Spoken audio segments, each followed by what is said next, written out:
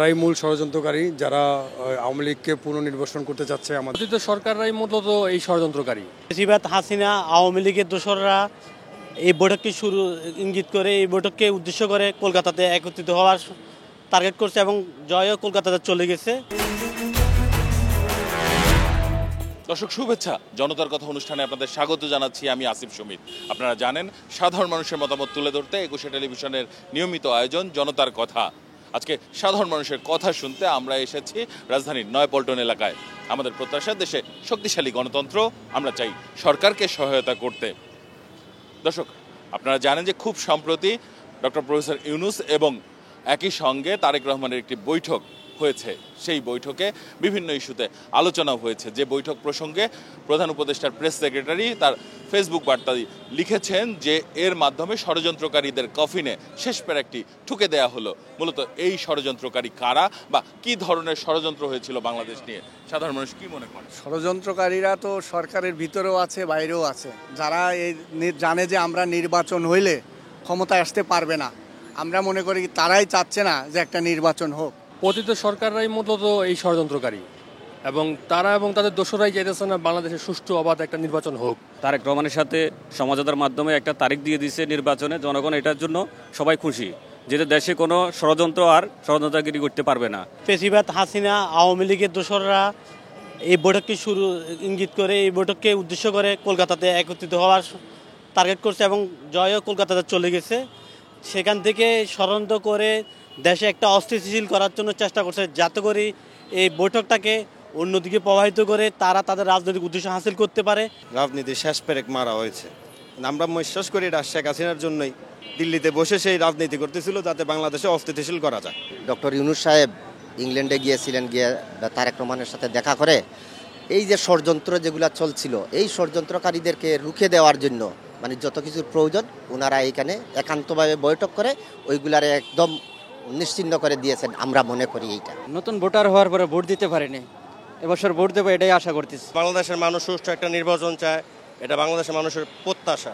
ষড়যন্ত্রকারী যারাই হোক, বিগত 17 বছর ভোট দিতে পারি নাই, আশা করি এবার একটা সুস্থ ভোট দিতে পারবো। 5 তারিখের পর আওয়ামী পেতার তারাই আবার তাদের বাংলাদেশে আওয়ামী লীগকে পুনর্বাসন করার জন্য যারা এই চেষ্টা করছে তারাই ষড়যন্ত্রকারী। বিগত 17 বছর ধরে যাদেরকে আমরা স্বৈরাচার সরকার হিসেবে জানি, তারাই হইল গা আপনার মূলই।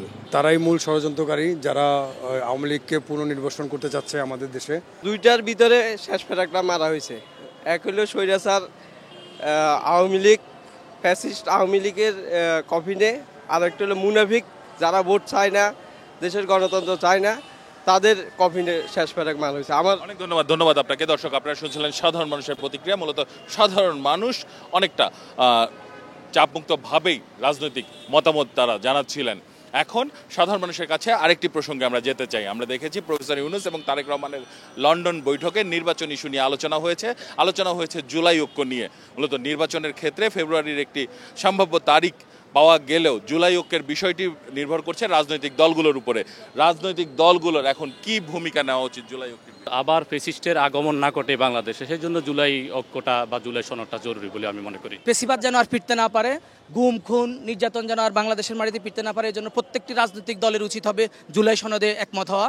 আমরা সাধারণ জনগণও জুলাই সনদের পক্ষে, তবে সেটা সব দলের অংশগ্রহণে এবং দেশের সুশীল সমাজের বিশিষ্ট মানুষগুলোর ঐক্যমত্যের ভিত্তিতে হইতে হবে। তবে আরেকটা বিষয় খেয়াল রাখতে হবে, এখানে যাতে একটা গোষ্ঠী এই জুলাই সনদকে পুঁজি করে যাতে দেশে অরাজকতা বিশৃঙ্খলা তৈরি না করে, সেদিকে যথেষ্ট সজাগ থাকতে হবে। যারা এখানে শহীদ হয়েছে, যারা আহত হয়েছে, তাদেরকে অবশ্যই সনদ লাগবে। আমরা চাই জুলাই সনদ হয়ে যাক, ঠিক আছে, দেশের রাজনীতি ভালোভাবে হোক।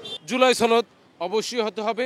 পাশাপাশি এই ফ্যাসিস্ট খুনি হাসিনার বিচারও দ্রুত গতিতে আগাতে হবে। প্রত্যেকটা রাজনৈতিক দল এবং ছাত্র সংগঠন মিলেই এই আন্দোলন হয়েছে, কাজেই সকলকে যাদের যতটুকু অবদান তার ঐক্যবদ্ধভাবে একটা সিদ্ধান্তের মাধ্যমে এটা একটা সুরাহা হওয়া দরকার। জুলাই সনদ অবশ্যই হতে হবে। ঐক্যমতের ভিত্তিতে আমরা জুলাই সনদ চাই। ছাত্র আন্দোলনের সরকার পতন হয়েছে, শেখ হাসিনা খুনি হাসিনা পতন হয়েছে, আগে ওই খুনি হাসিনার বিচার হবে বাংলাদেশে। অনেক ধন্যবাদ আপনাকে। দর্শক, আপনারা শুনছিলেন সাধারণ মানুষের প্রতিক্রিয়া। সাধারণ মানুষ কিন্তু তাদের ভাবনাগুলো অসাধারণ, তাদের চিন্তা অনেক সূক্ষ্ম ও গভীর। দর্শক, জনতার কথা দেখতে প্রতি শনি, রবি, মঙ্গল এবং বুধবার চোখ রাখুন একুশে টেলিভিশনে। সঙ্গে থাকবো আমি আসিফ সুমিত।